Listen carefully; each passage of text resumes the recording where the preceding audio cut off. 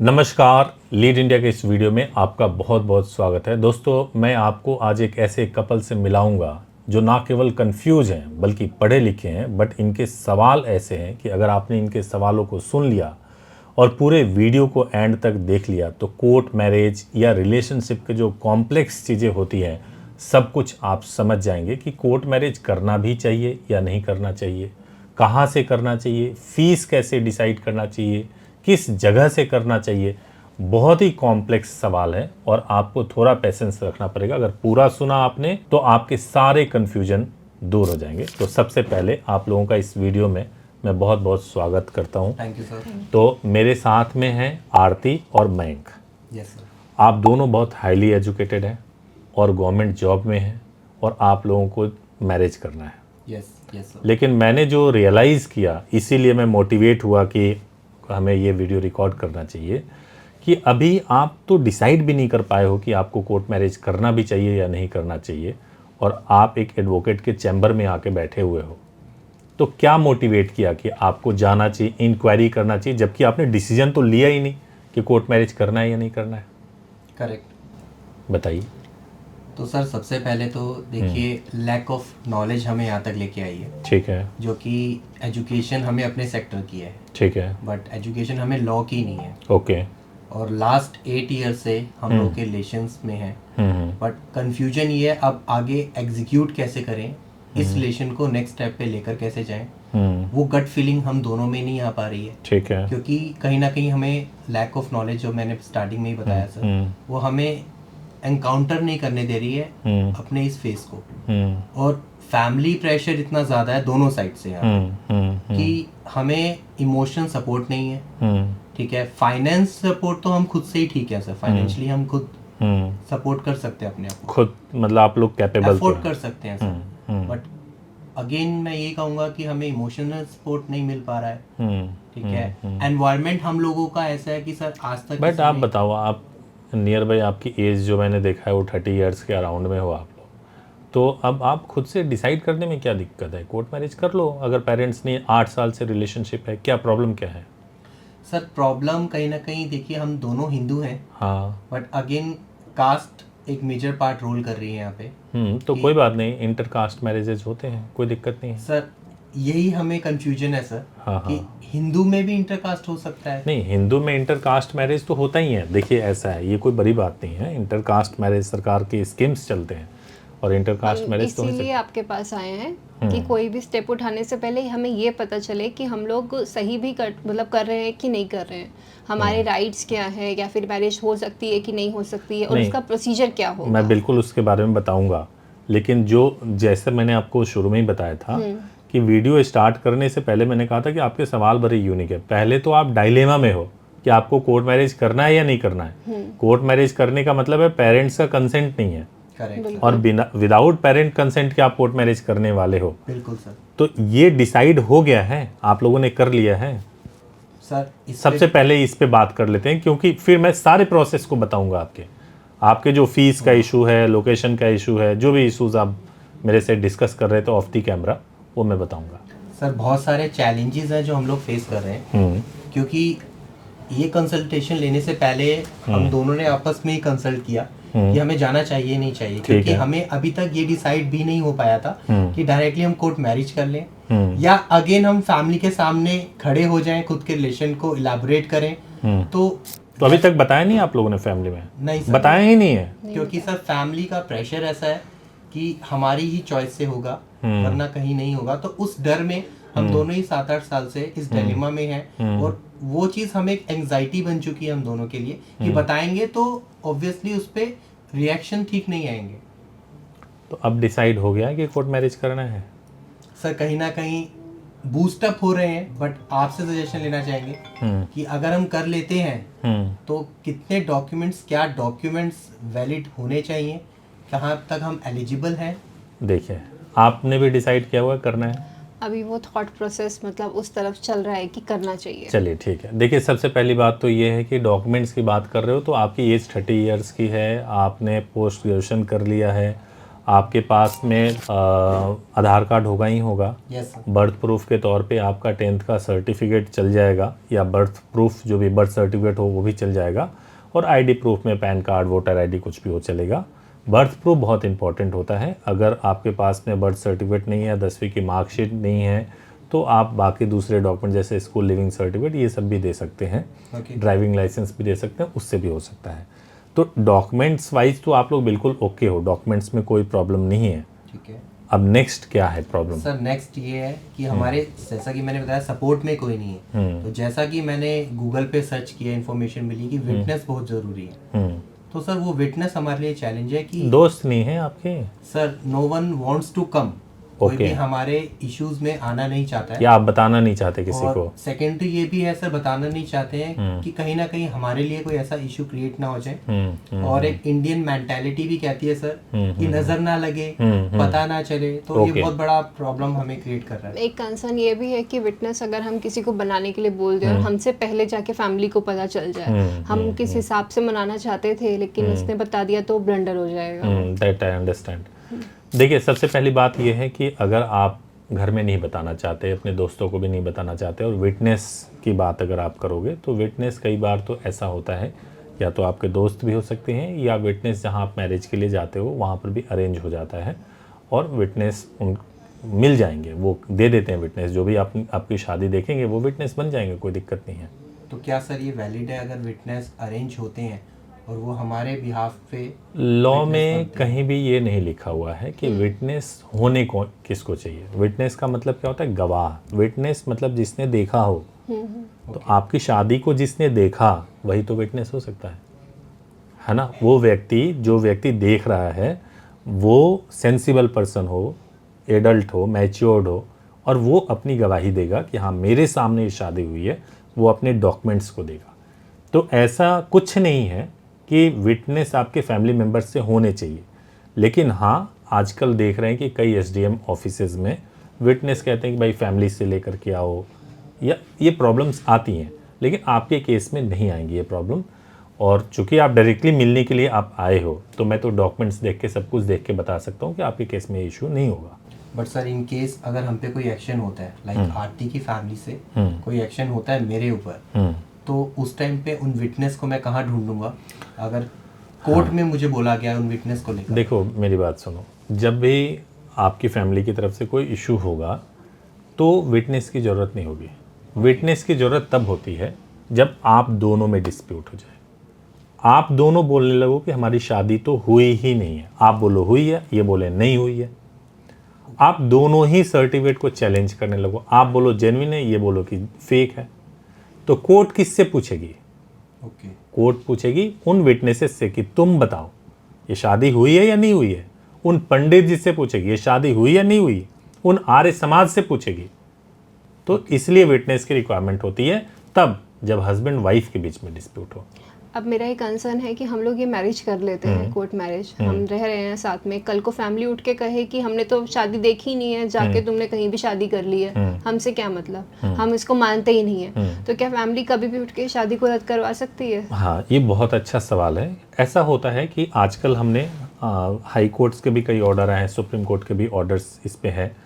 और पुलिस भी जब इन्वेस्टिगेशन करती है तो वो ये बात कहती है, ब्लेम करती है कि तुम कहीं भी गए जा कर के आपने शादी कर लिया तो हम तो इन्वेस्टिगेट करेंगे, और कई तरह से परेशान करने की कोशिश करती है। तो देखिए, ये कहीं नहीं लिखा हुआ है कि शादी अगर आप कर रहे हो तो आपके पीछे 1500 लोगों की बारात होनी चाहिए, ये कहीं नहीं लिखा हुआ है। दो इंडिविजुअल, यानी आपके पास में right to choose your partner, ये आपका फंडामेंटल राइट है। आप अपने पार्टनर को चूज कर सकते हो। आपने शादी कर लिया, अगर पुलिस या फैमिली कहती है कि तुम कहीं भी जाकर के शादी कर लिए और हम इस शादी को नहीं मानते, तो इससे कुछ नहीं होगा, क्योंकि आपके पास आपका सर्टिफिकेट है जो मैरिज के बाद, कोर्ट मैरिज के बाद मिला है, जो बिल्कुल जेन्युइन है, और फिर आपको कोई परेशान नहीं कर सकता। तो अगर इन केस कोई भी क्वेश्चन उठाता है, इसके लिए जरूरी होता है न्यूज़पेपर पब्लिकेशन कराना। आप दूसरे वीडियोस को देख लेना या बता देंगे, नहीं तो ज़्यादा लंबा होगा। पब्लिकेशन करा लोगे तो ये सवाल ही खत्म हो जाएगा। आपने शादी किया और डिक्लेयर कर दिया पब्लिकली कि मैंने शादी कर लिया। तो ये जो सर्टिफिकेट हमें मिलेगा, तो ये आप कह रहे हैं कि सब जगह चलता है, कोई दिक्कत नहीं होती है? बिल्कुल कोई दिक्कत नहीं होती है। तो सर लोकेशन का भी इशू आता है? कि हम लोगों के आधार कार्ड बेस पे ही लोकेशन हमें चूज करनी है? नहीं, अब मैं बताता हूँ। चूंकि आप दोनों हिंदू हैं और इंटरकास्ट, हिंदू में ही कास्ट आपके अलग अलग हैं, तो कोई समस्या नहीं है। शादी का ज्यूरिडिक्शन 3 चीज़ों पे बनता है। पहला, जहाँ ब्राइड का एड्रेस है, जहाँ ग्रूम का एड्रेस है, और जहाँ आपने शादी की है।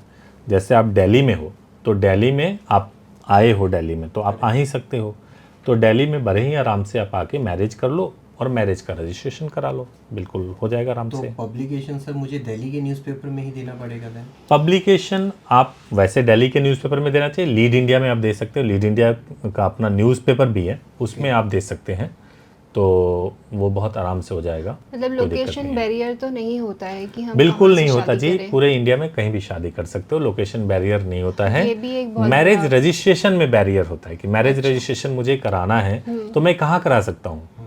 तो आपको उस जगह को चूज करना चाहिए जहाँ प्लेस ऑफ मैरिज के बेसिस पे रजिस्ट्रेशन होता हो। देखो, जहाँ पे आपका आधार कार्ड है, आप यूपी के रहने वाले हो, यूपी में आप एक ही जिले, एक ही तहसील के रहने वाले हो, आप उसी तहसील में जाके मैरिज करोगे तो कोई ना कोई आपके घर पे फ़ोन करके बता देगा कि आपके बच्चे आए थे यहाँ पे मैरिज रजिस्ट्रेशन कराने के लिए, आर्य समाज में कर रहे थे। यस। ठीक है।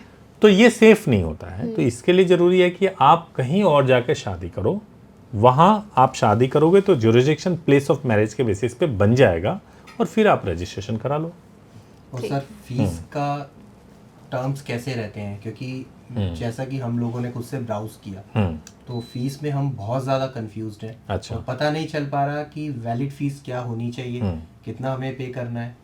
आप यहाँ आने से पहले कहीं और भी आप मिले हो किसी भी एडवोकेट से? सर ब्राउज किया है, आपको पता है काफ़ी जगह पे 90,000 90,000 भी मांगे 90,000? Yes sir. ओके। बहुत जगह पे हमसे 50 भी मांगे जा रहे हैं। तो हम लोग खुद से कंपेयर नहीं कर पा रहे हैं कि एटलीस्ट वैलिड प्रोसेस होगा कहाँ से, वो एक आइडियल फीस क्या होनी चाहिए बिल्कुल। प्रोसेस के लिए। देखिए, फीस पे जाने से पहले आपको ऑर्गेनाइजेशन पे जाना चाहिए।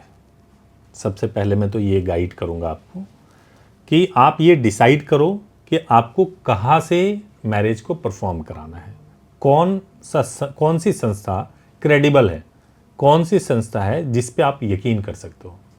एक बहुत ही लेमैन की तरह मैं एक एग्जांपल से बताता हूँ।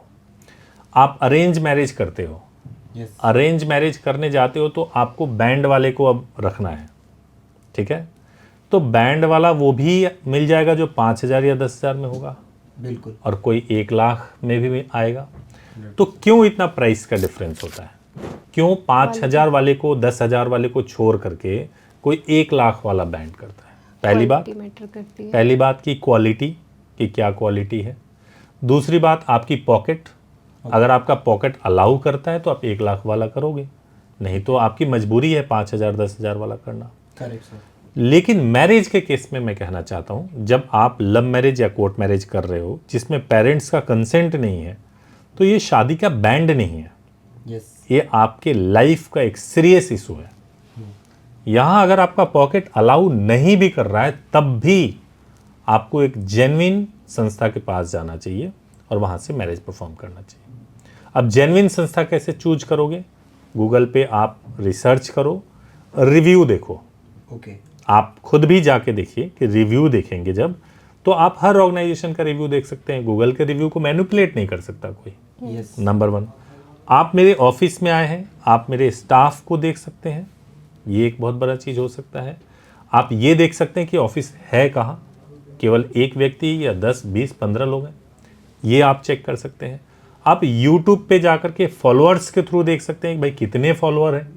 तो इससे आपको एक आइडिया मिल जाएगा कि भाई ये संस्था जेन्युइन है या नहीं जेन्युइन है। जैसे आप मेरे बारे में रिसर्च करो, किसी और के बारे में भी रिसर्च करो।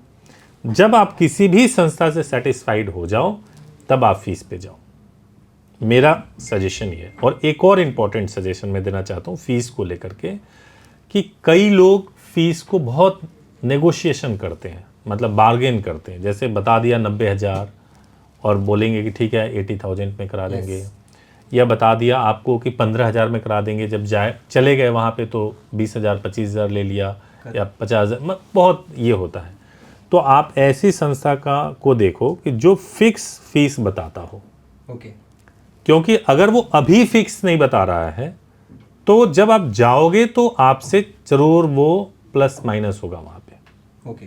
तो ये मेरा टेक है, ये आपको खुद चूज करना पड़ेगा। मैं ये नहीं बोल सकता कि इसकी ज़्यादा है वो सही है, कम वाला गलत है, ये आप तय करो। सर ठीक है। मेरे नोन्स में जैसे फ्रेंड्स में डिस्कशन होता है तो वहाँ पे ये भी सजेशन मिले हमें कि आप रिचुअल खुद से कर लो, देन रजिस्ट्रेशन आप एक एडवोकेट पकड़ लो, उनसे करवा लो। तो क्या ये प्रोसेस ठीक है कि हम खुद से कुछ अपने आप कर लें और कुछ प्रोसेस एडवोकेट? मैं बता रहा हूँ, देखो रिचुअल खुद से कैसे करोगे, किसी संस्था में के थ्रू ही तो करोगे। Correct sir. आप अगर किसी भी टेम्पल में चले जाओगे और वहाँ रिचुअल करोगे तो प्रूफ क्या मिलेगा आपको? एक बहुत इंपॉर्टेंट चीज़ मैं बता रहा हूँ।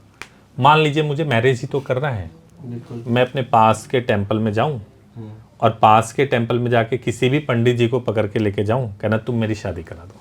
यही सोच रहे थे सर। मान लीजिए शादी हो गई, करेक्ट। अब आप वहाँ से फ़ोटो तो निकाल सकते हो। जी। पंडित जी ने शादी कराई है, उसका प्रूफ क्या देंगे? वो नहीं है सर। फोटो में आ जाएंगे, वो बस एक फोटो है। फोटो में आ जाएंगे। कल को डिस्प्यूट होगा तो पंडित जी तो कहेंगे कि मैं तो पूजा करा रहा था जी, मैं शादी थोड़ी ना करा रहा था, और मैं क्यों जाऊंगा कोर्ट में गवाही देने के लिए कि मैंने शादी कराई है? मैं क्यों जाऊंगा गवाही देने के लिए कोर्ट में, अगर कोर्ट बुलाएगी तो? फिर उस शादी को कराने के लिए गवाह कौन था? फिर आपकी शादी का रिकॉर्ड मेंटेन हुआ या नहीं हुआ? तो कहीं भी जाके नहीं कर सकते। इसलिए ज़रूरी ये है कि ऐसी जगह पे जाएं जो शादी ही करवाते हैं, जो आपके रिकॉर्ड को मेंटेन करते हैं, जो 10 साल 20 साल 50 साल बाद भी आपके शादी का रिकॉर्ड ढूंढा जाए तो वो दे सकते हो। ऐसी जगह से करानी चाहिए, तभी वो सही होता है। और एक बात ध्यान रखिएगा कि जहाँ शादी करी होगी वहीं पे मैरिज रजिस्टर्ड होगा, या जहाँ रहते हो वहाँ रजिस्टर्ड होगा। ओके। अब मान लो आपने जहाँ के रहने वाले हो वहीं जाके आपने शादी भी कर ली, तो रजिस्ट्रेशन आपकी मजबूरी है कि वहीं करवानी होगी। ओके। है ना? तो ये थोड़ा सा कैलकुलेट करके फिर आपको देखना है। सर एक प्रॉब्लम और आ रही है जी, हमारे साथ जी, जी। कि हमने इंक्वायरी इतनी ज़्यादा की है तो कॉल्स भी हमें बहुत ज़्यादा आती हैं। कोई हमें 2 दिन का प्रोसेस बता रहा है किसी जगह से, कोई हमें 1 दिन का बता रहा है। तो क्या ये ठीक है कि लोकेशन पे डिपेंड करता है प्रोसेस डेज भी? अलग अलग लोकेशन के अलग अलग प्रोसेस है। जैसे आप जयपुर में करोगे, राजस्थान जयपुर में, तो सेम डे में मैरिज एंड मैरिज रजिस्ट्रेशन भी हो जाता है। दिल्ली में, अहमदाबाद में, या फिर आप देहरादून में आप करते हो, मैरिज होगा, फिर मैरिज का रजिस्ट्रेशन नेक्स्ट डे होता है। तो अलग अलग लोकेशन के पे फ़र्क पड़ता है कि आपको सर्टिफिकेट कब मिलेगा और आपका रजिस्ट्रेशन कब होगा। तो सर्टिफिकेट आते ही सर हम फैमिली में डिक्लेयर कर सकते हैं? हाँ बिल्कुल बिल्कुल, आपकी जैसे शादी हो जाए और आपको शादी का फ़ोटो मिल जाए तब भी आप डिक्लेयर कर सकते हो कि हमने शादी कर लिया है। सर्टिफिकेट तो जब कोर्ट वाला वो तो आएगा ही आपके पास। ओके। हाँ, मतलब शादी आपकी हो गई ना, फेरे ले लिए, तब भी आपकी शादी वैलिड हो जाती है, बट वो रजिस्ट्रेशन के प्रोसेस में होना चाहिए, रजिस्ट्रेशन हो रहा होना चाहिए। अगर मान लीजिए कि आपकी खाली शादी हुई, खाली रिचुअल हुआ और आपने घर को फ़ोन कर दिया और आपको रजिस्ट्रेशन कराने का कोई प्लान नहीं है, तो घर वाले अगर पहले आपको पकड़ लें तो इस बात के चांसेस हैं कि जहाँ से आपने शादी करी होगी, अगर वो रजिस्टर्ड संस्था नहीं होगी, अगर वो बहुत क्रेडिबल संस्था नहीं होगी, तो वो वहाँ पे जाके सर्टिफिकेट को डिस्ट्रॉय करा सकते हैं। डिजिटली जो आपके फोटोग्राफ्स हैं उसको डिस्ट्रॉय कर सकते हैं। आपके मैरिज पे बहुत खतरा आ सकता है। ओके। है ना? लेकिन रजिस्ट्रेशन हो जाएगा तो गवर्नमेंट का स्टैंप लग गया कि आपकी शादी हुई है, फिर कोई कुछ नहीं कर सकता। तो सर एक बार शादी होने के बाद, सर्टिफिकेट आने के बाद, क्या हमें पुलिस स्टेशन भी जाना पड़ेगा? अगर आपको पुलिस बुलाती है और अगर आपने इंटीमेशन लेटर नहीं भिजवाया है तो जाना पड़ सकता है वहाँ पे। और जा कर के अगर कोई इनके फादर ने कंप्लेंट करा दिया और कहा कि भाई इन्होंने तो शादी जो है जो करी है वो विलफुली शादी नहीं है, तो हो सकता है कि इनका स्टेटमेंट पुलिस लेगी, इसके लिए जाना पड़ सकता है। तो क्या वो पुलिस स्टेशन सर इन्हीं की सिटी और इन्हीं के हाँ जी, गांव हाँ में जी, होगा? हाँ जी, हाँ जी, हाँ जी, हाँ जी। ओके। सर काफ़ी प्रॉब्लम आएगा हमारे जॉब के लिए भी।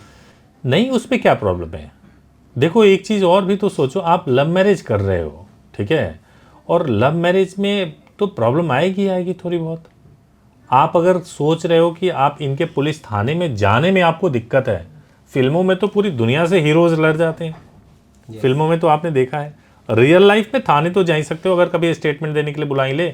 और आप अगर मान लीजिए वाइफ है और उनको स्टेटमेंट देना है जा करके कोर्ट में स्टेटमेंट, उसमें क्या दिक्कत है? और हम लोग हैं ना अवेलेबल, जब आपको सपोर्ट करेंगे। ओके सो जब अगर एडवोकेट से हम डिस्कस करवा सकते हैं ना सर? बिल्कुल बिल्कुल 200%। ये सारी हमारी क्वेरी सॉल्व हो गई हैं जी, तो अब फाइनली आप ये बताइए कि हमें कोर्ट मैरिज करनी चाहिए कि नहीं करनी चाहिए। ये तो आप डिसाइड करोगे ना कि करनी चाहिए या नहीं ये करनी चाहिए। सारी चीजें सुन के तो क्लियर हो गया आपको है। क्या लगता है, आप दोनों ने यहाँ पे आके इंक्वायरी करी है, इससे पहले भी आपने इंक्वायरी करी होगी, तो आपकी गट्स फीलिंग क्या आ रही है? आपको क्या लग रहा है? आपको थोड़ा कंफ्यूजन क्लियर हुआ है? अब लग रहा है कि ये प्रोसेस इतना कोई बहुत बड़ा नहीं है, ऐसा कुछ नहीं है, इजीली हम ये कर सकते हैं।